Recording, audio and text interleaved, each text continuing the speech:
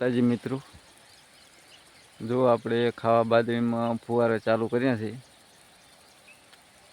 જોઈ લો.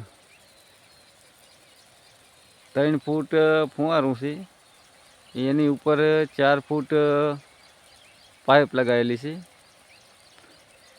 તોય ફુવારા ફરતા નથી. જો આ સોટી ગયું છે, આ પાણી ઠેઠ અહીંયા આવે વાળો. 7-8 ફૂટ બાજરી વધી ગઈ છે, 8-9 ફૂટ. ફુવારા અંદર ફરતા જ નથી. નેકું બેકું લાખલ નથી ને કે છૂટું પાણીમાં વાળો. અમુક ફુવારા ફરે છે, બીજા ફરતા જ નથી. જોઈ લે, આ સોટી જાય એનું પાણી સીધું બહાર જ આવે ખરું. જો ફુવારું આગળ જોઈ લે, બતાવી દો. આ ફુવારું ફરતું જ નહીં, જોઈ લો. અડી રહ્યું છે બાજરીમાં. બીજા અમુક તો ફરેલા છે, જોઈ લો. આ ફુવારું ફરેલું છે.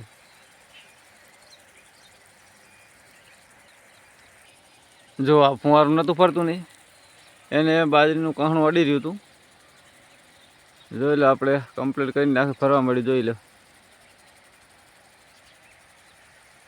ફરે ખરું ને.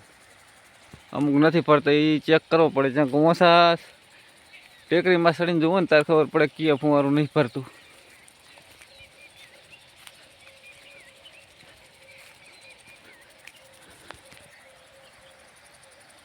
જોઈ લો, આ તો રેડી ફરેલું છે.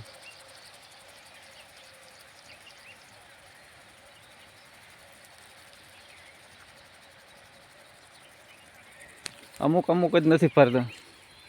એ ઘણા અધેર બાજરી વધી ગઈ એ નથી ફરતા, બાકી તો બધે ફરે જ રહે છે.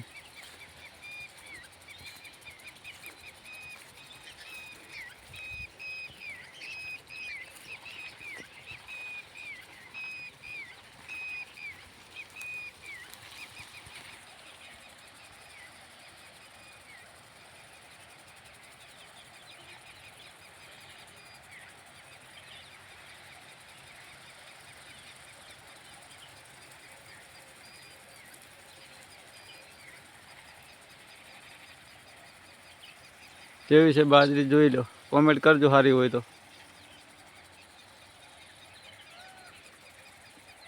કોરવા નમાઈને રાખે છે, એના કારણે પડી જાય. જો વજન થાય ને પાઇપમાં એટલે ફુવારું પડી જાય છે. એટલે મોસમવાળું ફુવારું ઊભું જ રાખવાનું, સીધું ભલે છે તરબારી પાણી જાય. જો આ નમે જાય રહ્યું છે, સીધું ઊભું હશે ને તો નહીં પડે. હાવ ને શું થઈ ગયું પાડો, એને સીધું જ ઊભું કરવું પડશે.